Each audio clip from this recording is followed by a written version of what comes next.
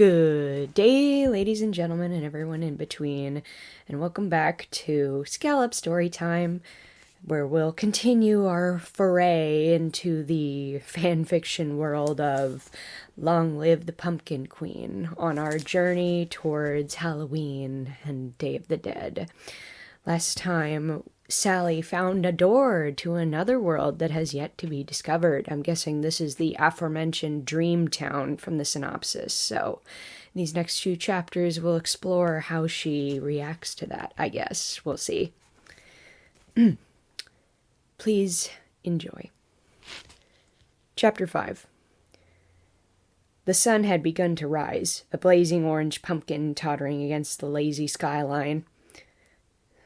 I wake with a jolt, scrambling to my feet. I've been gone all night. Surely Jack's been worried, pacing the house, wondering what's happened to me. Zero, who must have fallen asleep next to me, makes a cartwheel loops all around me, anxious, and we leave the cemetery, making our way past the old lopsided treehouse where Lock, Shock, and Barrel live. Their clawfoot bathtub sits in the leech grass below the treehouse, but as I get closer, I see that it's not empty. There's something inside. Or rather, some things. Lock, Shock, and Barrel, all three of them, are slumped in the white porcelain tub, eyes closed. And they're snoring loudly like the undead. They're asleep, in their bathtub. I peer over the edge of the tub, curious. It's well after sunup, and Lock, Shock, and Barrel are usually stirring up mischief at the first sign of daylight. They don't want to miss a single hour of mayhem making, ghost torturing, and pumpkin tipping, so why are they still asleep? Their Halloween masks lie at their feet, and their real faces are strained, like they were caught mid-laugh, mid-scream, at the moment they fell asleep. Wait, which is it, a laugh or a scream? That's very different. Shock? I say, nudging her in the shoulder, but she only grumbles drowsily, then slumps deeper into the bathtub. As I lean closer, I notice something else. Sand. They're covered in it, in their hair, down the sleeves of their shirts, even on their masks. This might seem strange, except nothing with Lock, Shock, and Barrel is ever that unusual. I wonder what sort of tricks they've been up to, out playing in a bog of sand somewhere, and now they're so tired they can't even blink an eyelid open. Zero's nose twitches, but he doesn't move any closer to the tub. He prefers to steer clear of Boogie's boys, as does nearly everyone in Halloween Town. I leave the trio to their sleep and continue up the gray stone path. But the closer I get to the edge of town, I feel the leaves in my chest begin to clamber up into my throat, a knot of nerves, anxious, knowing that as soon as I'm spotted, seen by Corpse Kid or Mummy Boy or any of the others, a crowd will gather around me, tugging at my already frayed arm, snapping out of focused photos. "Queen, Queen," they will all shout. The Witch Sisters and the Vampire Prince will drag me back to my home, where they will resume their prodding and poking, likely furious with me for running away. I quicken my pace up the path, hoping to make it home unseen. But when I enter the edge of town and hurry along the alleyway behind the old slanted tool shed where the behemoth makes his home, sleeping on a too-small cot between graveyard shovels and pickaxes, I sense the quiet, the chill of no voices, no footsteps. I step through the long, silent windows of the alley and peer into the town square. The air is perfectly still, silent as a morgue. No wind howling through the hollow doorways, no rattling bones from the skeleton tree, no accordion or saxophone echoing up the streets from the corpse band. The town should be bustling and hectic with Halloween less than 2 weeks away. Cobwebs and ghost silhouettes being constructed, screams to be practiced, gravestones carved, and coffins heaved up from the cemetery. The town should be a jostling chorus of activity. Instead, it feels like a place populated by the dead, the real dead, the never going to rise up again kind of dead. Zero hovers close at my side, sensing something isn't right. Carefully, quietly, I walk to the center of the town square. What did Lock, Shock, and Barrel do, I think? They must be to blame for whatever has happened. A troubling ache stirs in the pit of my stomach, where lost pins and threads gather in a tangle. sometimes poking me from the inside out, warning me when something doesn't quite feel right. I'm confused as to whether or not she actually has organs or not. But then, across the town square, I spot the vampire prince and his 3 vampire brothers, all slumped beside the jagged stone edge of the fountain, their 4 ruby-black umbrellas lying on the ground beside them, still open, but useless, while the morning sun shines against the vampires' pale, delicate faces. I run to the vampire's sides, my shoes clacking against the stones, and kneel down the vampire prince's side, and kneel down to touch his small white hand, fingernails grown out into sharp points, the better to puncture his victims' throats and drain them of their blood. A soft sputter leaves his lips, chest rising with an inhale. He's asleep, along with his brothers, just like Lock, Shock, and Barrel. I frown, unsure why they'd be sleeping out here, beneath the cruel sun, when I notice something scattered over their inky black capes, a grittiness that dusts the ground, and their translucent skin. I run my fingers along the edge of the vampire prince's cape, feeling the tiny grains that cling to the fabric. Sand. Just like I found in the bathtub with Lock, Shock, and Barrel. The breath catches in my chest, and I stand up, taking a staggering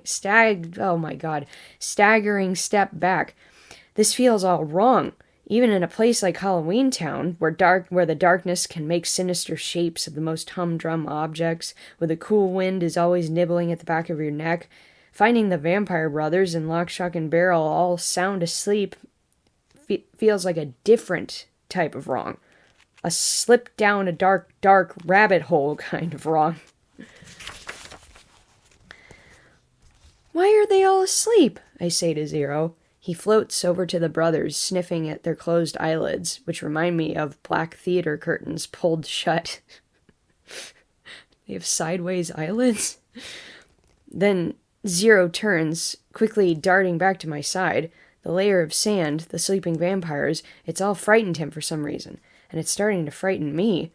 I lift my gaze, blowing out a slow, silent breath. Up the street, I notice someone slumped against the steps of Town Hall. There are more. I'm starting to think that Lock, Shock, and Barrel didn't have anything to do with this, after all. I cross the town square quickly and find the mayor half sitting, one elbow bent against the hard stone steps.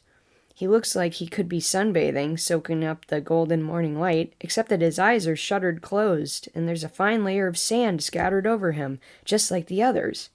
I touch his arm carefully, and he teeters to one side, wobbles a bit like he's going to slide all the way down the stone steps, but then his body settles again.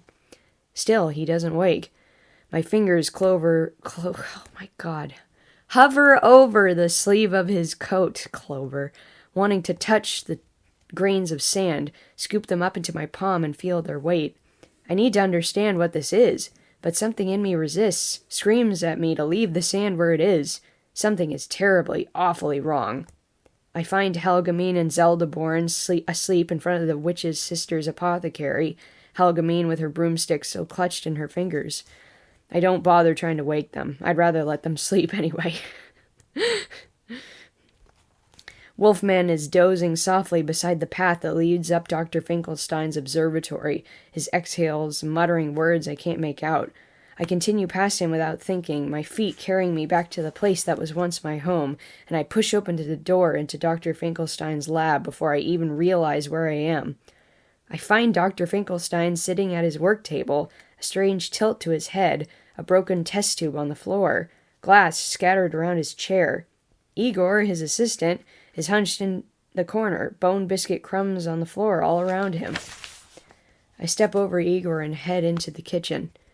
Dr. Finkelstein's wife, Jewel, oh, that's her name. I thought it was a pet name, but it is her actual name, okay, is lying on her side next to the stove, a pot of something that smells like thyme and rotten eggs boiling over. I turn off the heat and try rousing Jewel with the toe of my shoe, but she makes only a faint snort, then resumes her impossibly deep sleep.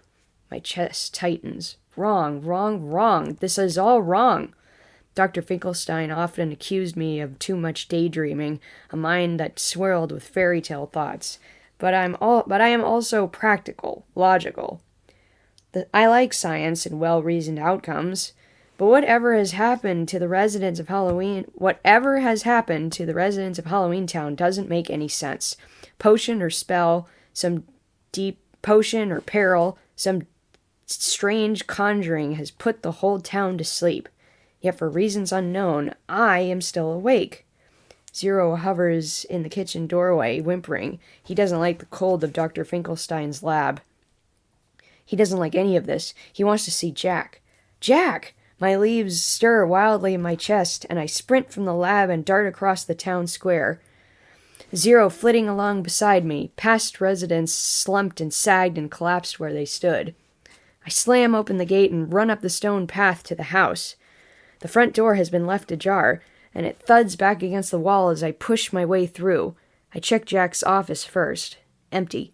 His sketches and architectural plans for Halloween have been left scattered across the table. A few tumbled to the floor. I turn and run up the spiral stairs to our bedroom, my footsteps throwing echoes across the stone walls. And when I find him, my stomach drops into my toes. Jack is lying beside the open window that overlooks the town, black moon eyes closed, mouth agape slightly, dead asleep. I sink onto the floor next to him. Jack? I wipe away the fine layers of sand from his cold cheekbones, trying to hold down a sob in my chest. Jack, please wake up! I shake him, touching his face, trying to force his eyelids open, but he only makes a soft murmuring sound, mouth slack. A desperate panic ache throbs against my eardrums, and I squeeze his limp hand.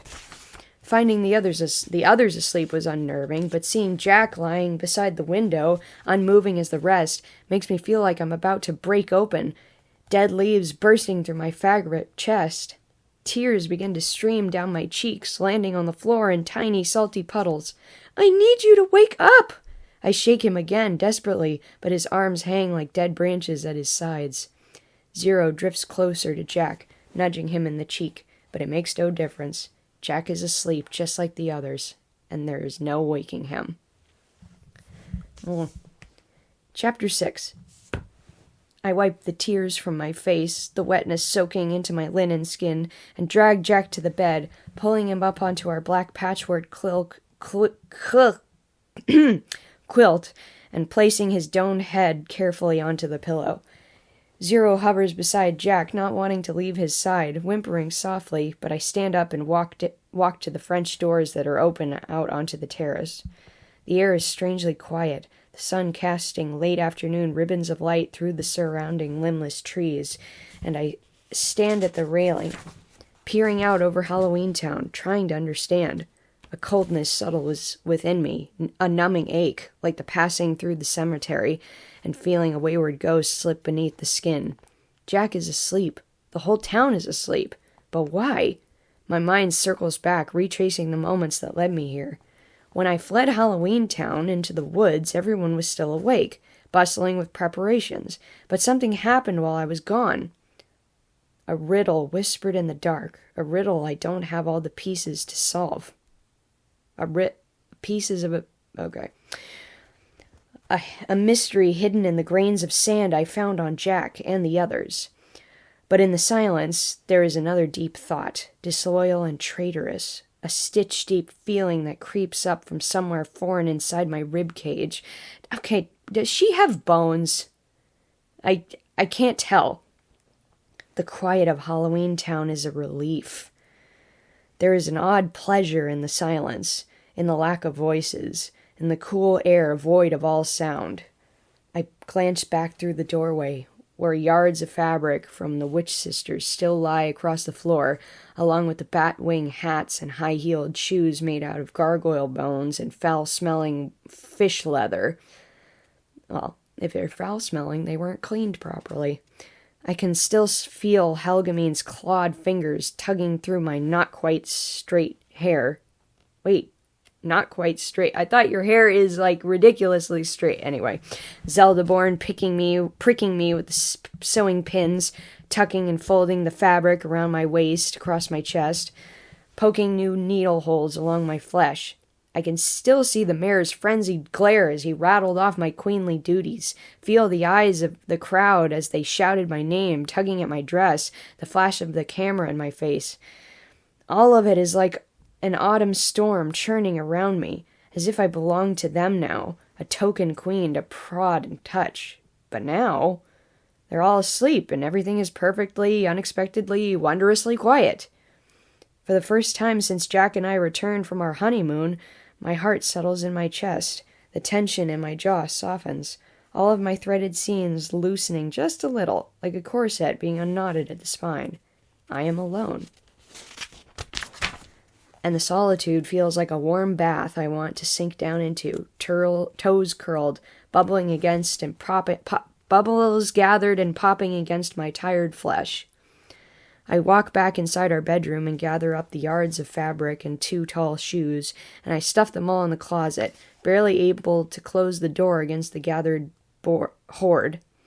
The breath in my chest is suddenly oddly calm. My eyes glance around the bedroom as a scene that, for the first time, a room that is just a room, not a royal jail.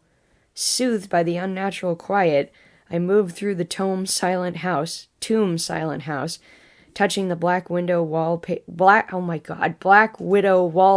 and carved magpie chandeliers.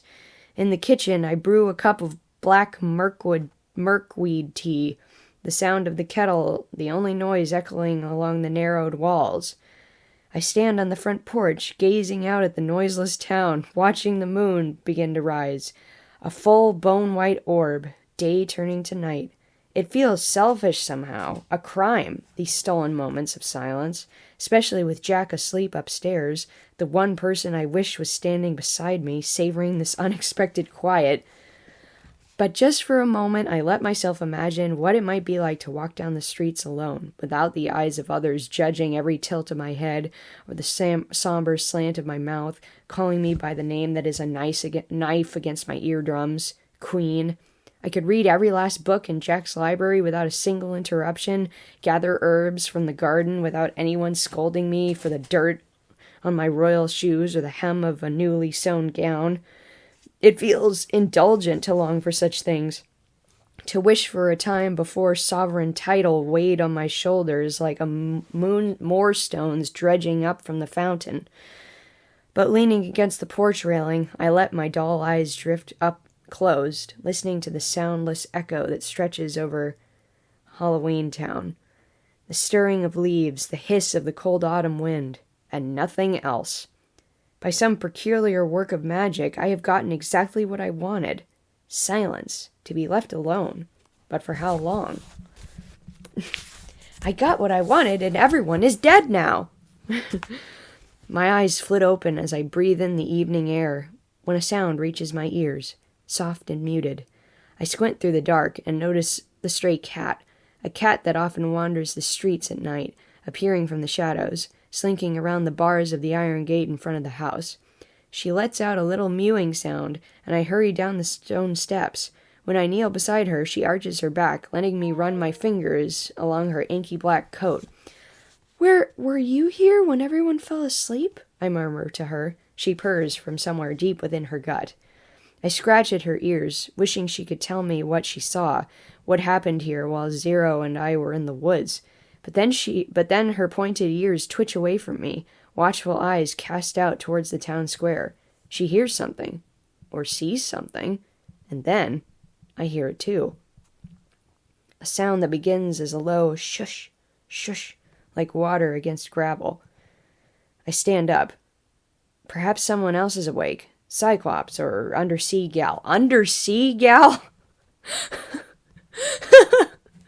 Not the swamp creature or the mermaid or undersea gal. Okay.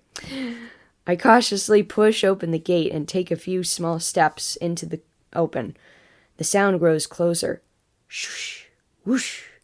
I open my mouth to call out, to ask who is there, who might still be awake, when the black cat suddenly darts away through the metal gate and vanishes into the dark alley behind the house. My eyes rove across the town square, trying to see what's there, but the murk of shadows and wind makes tricks of the dark. A statue or wall comes into focus only to be swallowed up again by the night. A moment later, a tree limb looks like a giant's hand reaching across the street. None of it real, none of it something to fear, until it comes into view. A thing appearing from the far corner of Town Hall. It's a thing! At first, it's hard to describe, to separate it from the night. It has the quality of moonlight, pale and shadowy all at once, as if it's made of a semi-darkness. That moment, just after twilight, it hovers just slightly above the ground, a foot or two, maybe a little more. A man-shaped creature, 2 arms and 2 legs, with a long white beard, long enough to fall well below the waist, and wisps of white hair sticking up wildly from his head. He's wrapped in a layered garment the color of clouds, soft whitish gray, similar to a cloak or a robe, folded around his tall, spindly frame in a way that's hard to tell where the fabric begins and ends. He has the appearance of an old wise man who might be prone to telling tall tales late into the night, or one who might walk or float with a cane and drink large cups of swamp gray tea while he recounts the stories of his youth. But his face tells a different story. He looks as if he's just crawled out of an open coffin. Thick, unkempt eyebrows sloped together, mouth punctuated downward, with creases cut into his forehead and dark crescent moon shadows sagging beneath both eyes. He reminds me of the undead, newly risen. And from where I stand in the shadows, I think perhaps that's what he is. One of the old bodies buried in the cemetery, risen a few days too early, before All Hallows' Eve. An accidental awakening. Maybe his eyes snapped open while he was still clamped shut inside his coffin, and he was forced to dig his way free to the surface. Surely anyone would look as terrifying after finding themselves buried 6 feet underground, with no ladder or shovel in sight. I soften my gaze, feeling sudden worry for the poor fellow, and watch as he rounds Town Square, drifting closer to the fountain. I'm about to step out from the shadow where I'm hidden, when I notice something spilling out behind him. Soft flecks that catch the dull moonlight, like tiny falling stars, like sand. The air falters in my throat, and I sink back into the darkness, into the shadow behind the gate. Sand!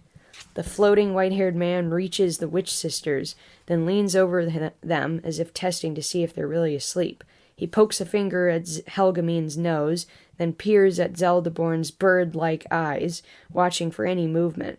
He reaches into a hidden pocket inside his pale robe, then puffs up his cheeks, blowing a long breath across his palm. A shroud of shimmery white sand engulfs Zeldaborn's face, raining down around her. The white-haired man waits a moment, watching, but Zeldaborn doesn't stir, doesn't twitch, doesn't wake. She's fully, inextricably asleep. Satisfied, the man-creature spins around and promptly leaves the town square, drifting in the direction of Dr. Finkelstein's observatory. I try not to move, to make even the tiniest of sounds, as I watch him disappear into the dark. I suck in a breath, then another, eyes unable to blink, wanting to be sure he's really gone. Then I turn and bolt up the stairs back into the house. All my threads clench along my seams, my stomach twisted and sharp, and I race up the spiral stairs, nearly stumbling into the top step, then scramble into our bedroom. Zero is still hovering over Jack's sleeping body, refusing to move. I sink down onto the bed. "Jack!" I hiss, kneeling over him, arms shaking. My eyes flick to the window, watching for the gray-haired man. "Jack! There's someone out there!" I grab his shoulders with both hands, rattling him, urging him to wake, pleading, but he only flaps in my arms, then slumps back onto the bed, his white skull unmoving. Tears break over my eyelids, and a white-hot panic rises into my chest, a feeling that begins to flood through my entire body. Fear. Well, yeah. And something else, a rotting, terrible, knife-edged guilt. I had thought it wasn't so bad letting everyone sleep, just for a little while. It had felt like a gift, like the midnight stars had bestowed this unusual quiet on me. But now I understand. It was never Lock, Shock, and Barrel who did this, as I'd first thought. Everyone is asleep, because there is a monster in Halloween Town. Well, I think we can all guess who that person is. I mean, comment down below if you know who it is. I think we can all guess. Or if you have a different answer, also let us know. But I think we can see where this is going. So tune in tomorrow for the next 2 chapters, and I hope you all have a good evening. Ciao, Bellas.